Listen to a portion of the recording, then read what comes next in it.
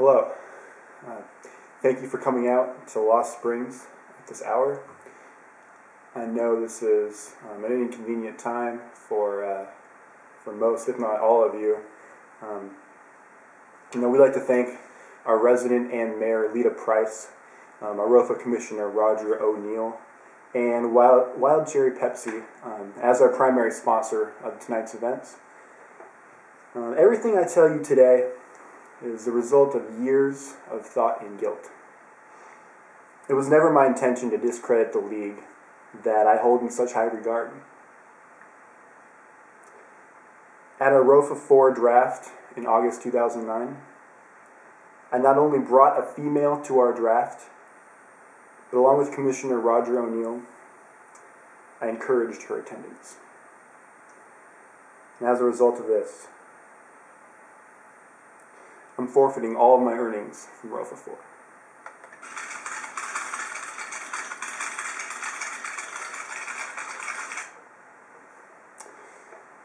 I hope the 11 other members and the countless people associated with ROFA will find it in their heart to forgive me.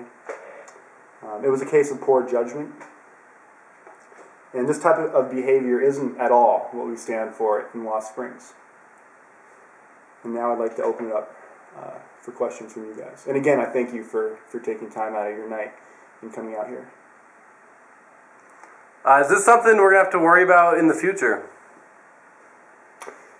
No, it's not. We feel terrible about it. We've learned our lesson, and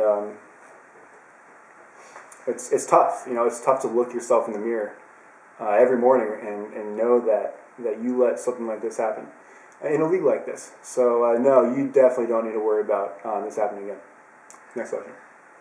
So former ROFA owner Richard O'Neill called you out for this on the message board. What do you have to say about that 2 years later?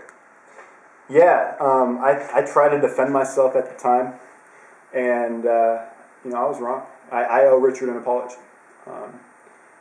He was right.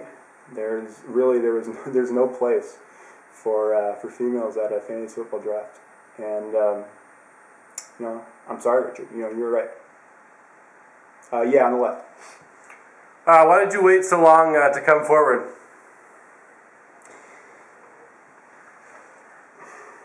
I was fighting myself, really. I wanted to. I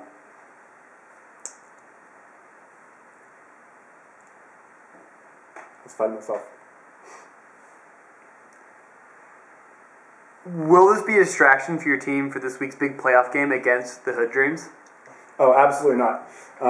Before we came forward with this, we brought Matthew in, we brought Arian in, Sean made an appearance, Calvin came in, Rob Gronkowski was in town.